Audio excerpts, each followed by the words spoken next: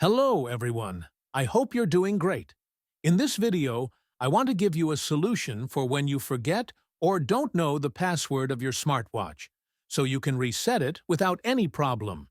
This will work in case someone set a password on your smartwatch and you don't know it, since these watches become useless if you can't access them.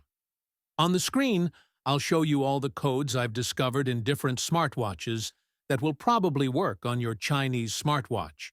As you can see in the video, this smartwatch has a password, which is 0000, the one I set. If I try with another code, it won't work. For this watch, which is a W29 Pro that works with the Mactive Pro app, I'll use the code 1819, which is the factory default password. With this, the watch unlocks automatically. You need to test each code I've shown to see which one works for your smartwatch. If none of these codes work, I recommend connecting your smartwatch to the app it works with. And from there, look for an option called Factory Reset, Restore, or Reboot.